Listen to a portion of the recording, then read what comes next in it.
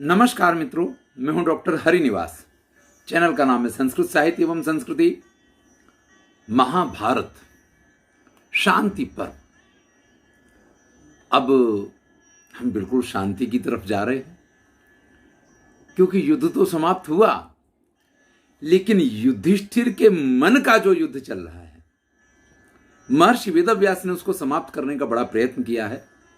उनको काफी हद तक सफलता भी मिली है, लेकिन अभी भी युधिष्ठिर जो है ना, बीच बीच में अपने जो तर्क हैं वो प्रस्तुत करने से नहीं रुक रहे हैं। अभी भी वो अपने तर्क दे देते हैं। जैसे कहते हैं, वैससम सुमहत कृत्वा ज्ञाति नाम रोमहर्षणम आगस्कृत सर्वलोकस्य पृथ्वी नाशकारका। अरे ये जो कुछ मैंने किया है, अपने बंधु बांधवों के नाश का कारण बना, और इस पृथ्वी के जितने भी क्षत्रिय राजा हैं उन सब के संहार का मैं कारण बना हूं। अब उनकी बात आगे बढ़े इससे पहले श्री कृष्ण उनसे कहते हैं, नेदानीमति निर्बंधम शोके त्वम कर्तुमर्हसि। अरे भाई, अब बहुत हुआ। इस प्रकार से इस समय तुम बहुत शोक विचार करो, ये योग्य नहीं है। यदा भगवान व्यासा, भगवान व्यास जो कह रहे हैं, बिल्कुल उसी आज्ञा का तुम्हें पालन करना चाहिए। अब देखिए, दो बातें हैं।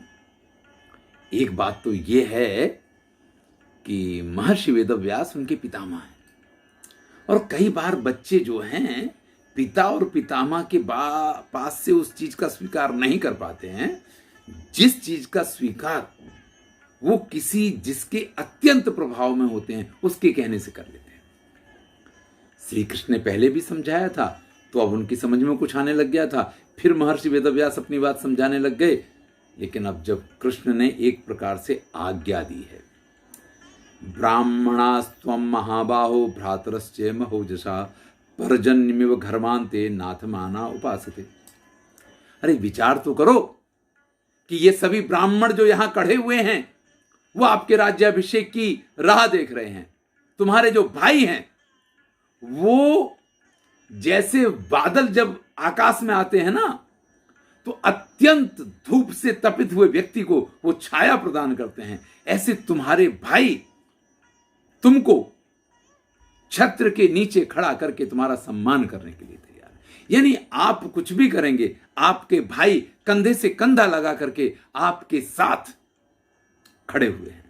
फिर आप इस प्रकार की चिंताएं करें, आप इस प्रकार के दुखों में पड़े रहें, आप इस प्रकार के विचार करें, ये किसी भी प्रकार से योग्य नहीं है। सुहृदाम अस्मदादी नाम द्रौपद्यास्य परंतप। हम सब मित्रों ने मिलकर के जो प्रयत्न किए हैं, द्रौपदी ने जो अभी तक अपने सारे जितने अरमान हैं उनको दबा के रखा, और जिस प्रकार से आप लोगों का साथ दिया है, इस सब के लिए अब आपको ये सारी बातें भूल जानी चाहिए। कुरु प्रिय अमित्रघ्नम लोकस्य चाहितम। अरे शत्रुओं के संहारक और मित्रों का पालन करने वाले, इस संसार के कल्याण के लिए आपको राजा बनना चाहिए और इस संसार का कल्याण करना चाहिए। श्री कृष्ण ने एक प्रकार से जब ऐसे आज्ञा दी, देवस्थान मुनि, महर्षि वेदव्यास, ये सब लोग तो पहले से ही युधिष्ठिर को समझा रहे थे। तो व्यजहान मानसम दुखम संतापम च महायशा। फिर उन्होंने अपने मन के संताप और दुख का परित्याग कर दिया और वो तैयार हो गए। जैसे ही युधिष्ठिर तैयार हुए हैं, सभी लोग उनका जय जयकार करने लग गए हैं। देवता, ब्राह्मण और जो बहुत सारे लोग थे, वो सभी लोग इस प्रकार से युधिष्ठिर को उस जिस अनशन पे वो बैठ गए थे वहां से उठते हुए देख करके अत्यंत आनंदित होते हैं। 16 बैल जोड़े गए हैं रथ में। देखिए, शुभ शकुन के हिसाब से ये बड़ा ही सुंदर माना गया है। 16 बैल, और सभी सफेद रंग के बैल हैं, उनको जोड़ा गया है। उस रथ के ऊपर महाराज युधिष्ठिर सवार हुए हैं।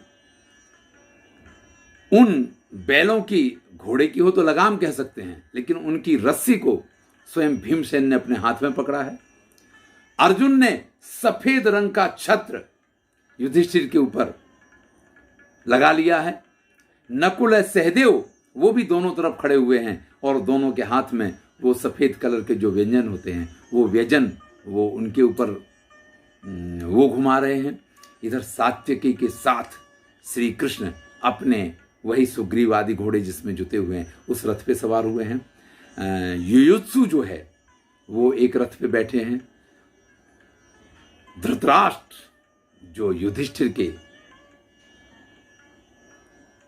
ज्येष्ठ पिता हैं वो और गांधारी नरयानेन यानी पालकी में बैठ करके उनका प्रस्थान हुआ है।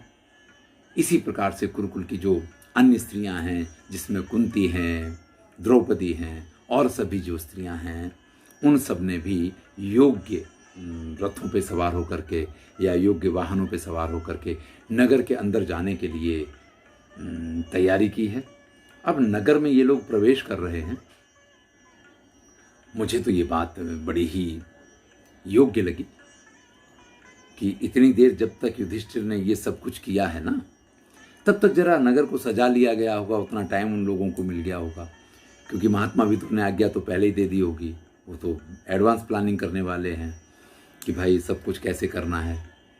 तो इस प्रकार से जब महाराज युधिष्ठिर नगर में प्रवेश करते हैं तो पूरे नगर को सजा दिया गया है। नगर एकदम तैयार है और सभी ब्राह्मण, बहुत सारे लोग, बंदीगण गुणगान करें, चारणगण गुणगान करें, वो सारी चीज़ें तो एक हैं, लेकिन सभी ब्राह्मण लोग भी उनके स्वागत के लिए और उनके जय जयकार के लिए खड़े हुए हैं। कुंभास्य नगर द्वारी वारी पूर्णा नवादरा, पानी से भर के घड़े जो हैं मुख्य द्वार पे रखे गए हैं और सफेद रंग के पुष्पों से और सभी चीज से पूरे नगर को एकदम श्रृंगारित किया गया है। नगर में जैसे ही महाराज युधिष्ठिर ने प्रवेश किया है, सब लोग उनकी प्रशंसा करते हैं और जो स्त्रियां, नगर की स्त्रियां जो अपनी अपनी खिड़कियों से, अपने दरवाजों से झांक झांक के देख रही हैं, जब वो द्रौपदी को देखती हैं तो द्रौपदी की बड़ी प्रशंसा करती हैं कि वास्तव में द्रौपदी तुम धन्य हो जिनको ऐसे 5 पति प्राप्त हुए हैं। मतलब इनमें से आपका एक एक पति ये इतना सक्षम, इतना सुंदर, इस प्रकार से हर तरीके से श्रेष्ठ है, और तुम्हें तो ऐसे 5 पति प्राप्त हुए हैं जिन्होंने तुम्हारी इच्छा पूर्ति के लिए क्या नहीं कर दिया। सब द्रौपदी के सौभाग्य की प्रशंसा कर रहे हैं। इधर नगर में प्रवेश करते ही ब्राह्मणों ने महाराज युधिष्ठिर की स्तुति शुरू की है। जब वो राजा थे, इंद्रप्रस्थ के राजा थे, हस्तिनापुर इंद्रप्रस्थ 2 राज्य अलग थे, लेकिन लोगों के लिए वो राज्य अलग नहीं थे। लोगों के लिए तो वो एक आनंद का अवसर था कि यहाँ भी आनंद और वहाँ भी आनंद। तो जो लोग पुराने युधिष्ठिर के जानने वाले थे, भले 12-14 वर्ष बीत गए, मैं कहता हूँ कितना भी समय चला गया हो, लेकिन अभी सभी वृद्ध तो नहीं मर गए होंगे, वो लोग जो युधिष्ठिर के शासन को जानने वाले हैं वो उनकी प्रशंसा करते हैं और कहते हैं दिष्टया जय श्री राजेंद्र, सौभाग्य की बात है कि हे राजेंद्र आपकी विजय हुई है, आपने अपने शत्रुओं को पराजित किया है और पुनः अपने राज्य को प्राप्त किया है अपने धर्म और अपनी शक्ति के बल से।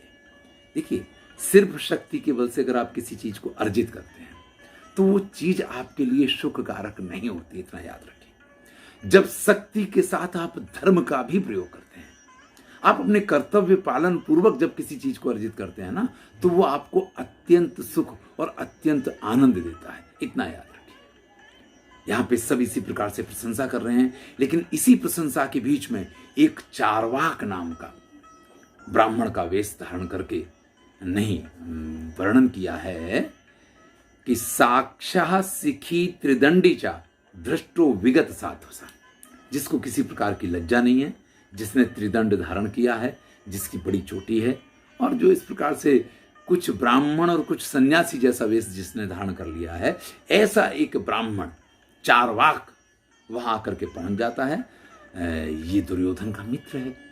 दुर्योधन की मृत्यु के बाद इसको ये बात बहुत बुरी लगी है, इसलिए वो वहां आकर के युधिष्ठिर की निंदा शुरू करता है।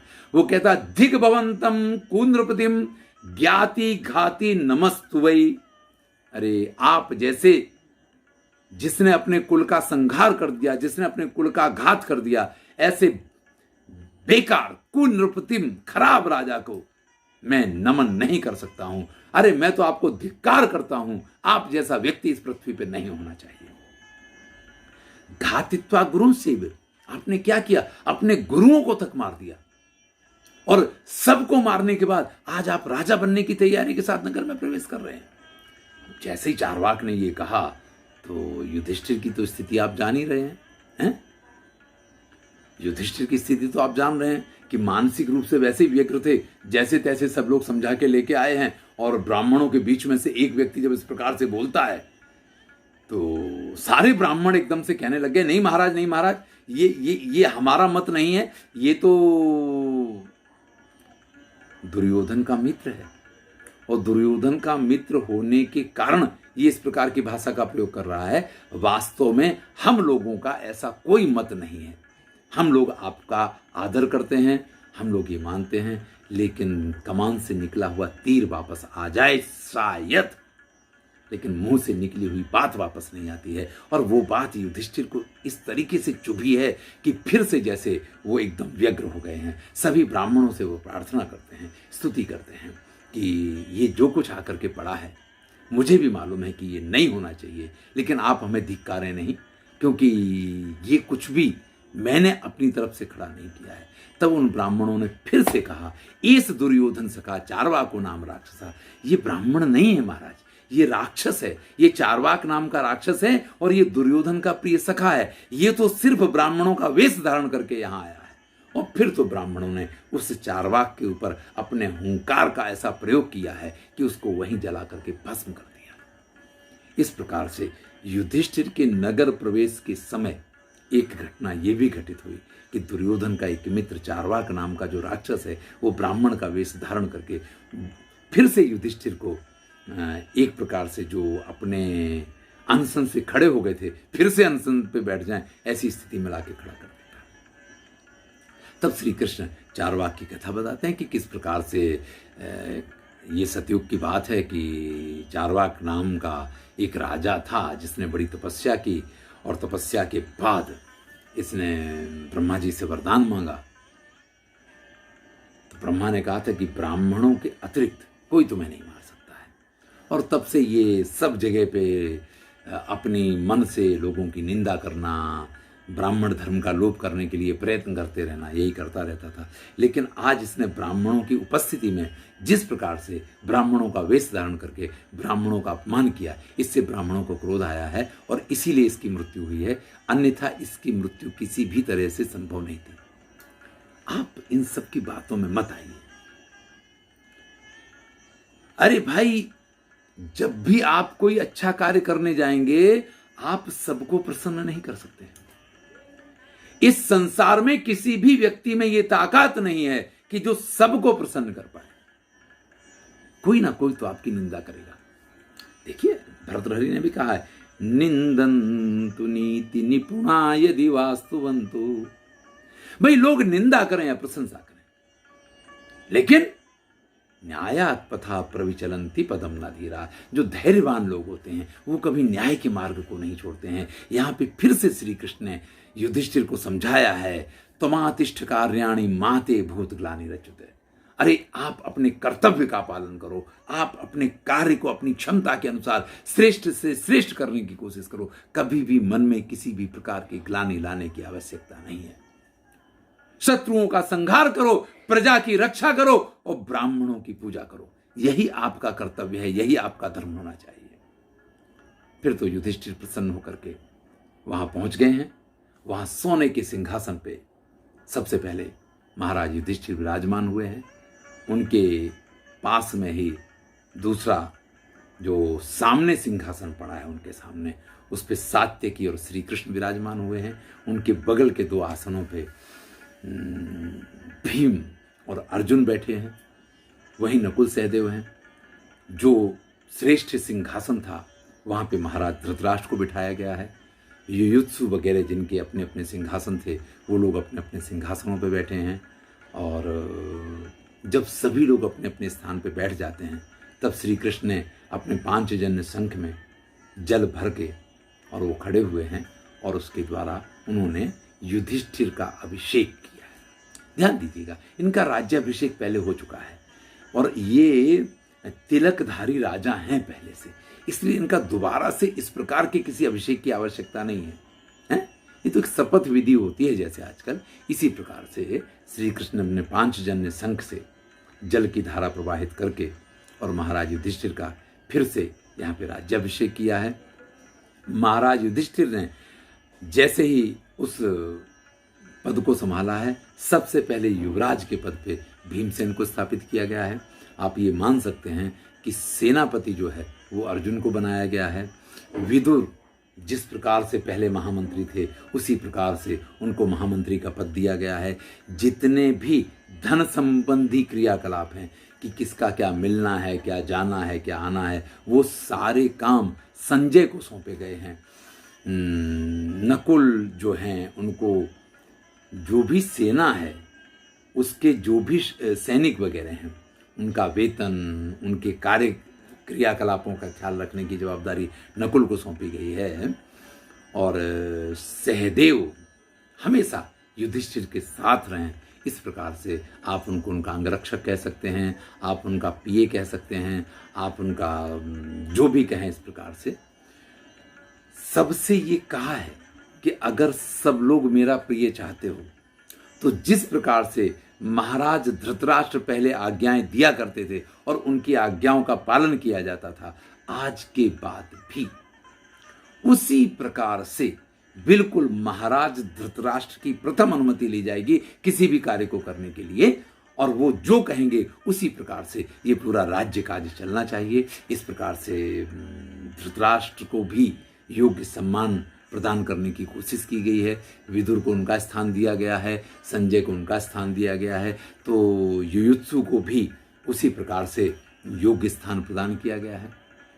सभी लोगों के रहने के लिए स्थानों का निर्धारण हुआ है। तो यहाँ उल्लेख ये पाया जाता, चूंकि हस्तिनापुर में है तो जो दुर्योधन का महल था वो भीम को मिला है, दुशासन का जो महल था वो अर्जुन को मिला है। इसी प्रकार से दुर्मर्शन का जो था वो सहदेव को, और दुर्मुख का जो इनके बड़े ही मतलब 100 पुत्र थे तो उनके तो अलग अलग 100 महल होंगे, यहाँ तो 5 ही लोगों को ज़रूरत है।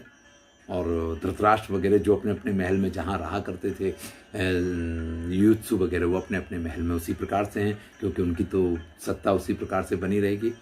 तो इस प्रकार से हस्तिनापुर में पुनः एक बार कुरुकुल का शासन प्रारंभ हो गया है, क्योंकि कुल तो वही है, युधिष्ठिर महाराज बन गए हैं। लेकिन युधिष्ठिर के मन की जो बातें हैं वो अभी भी शांत नहीं हुई हैं। वो भगवान श्री कृष्ण की स्तुति करते हैं, उनका आभार व्यक्त करते हैं कि आपकी कृपा से ही ये जो कुछ आज ये प्राप्त हुआ है वो आपके कारण ही हुआ है। अगर आपका आशीर्वाद नहीं होता है, आपका साथ नहीं होता, तो संभवतः इसमें से कुछ भी करने में हम सक्षम न होते। तो श्री कृष्ण की बहुत स्तुति की है। इसके आगे की कथा हम अगले वीडियो में सुनेंगे। मैं हूँ डॉक्टर हरिनिवास और चैनल का नाम है संस्कृत साहित्य एवं संस्कृति।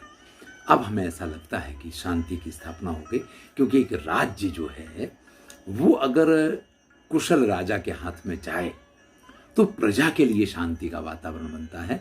अन्यथा किसी भी ऐसे वैसे के हाथ में अगर राज्य चला जाता है तो प्रजा को शांति नहीं मिल सकती है।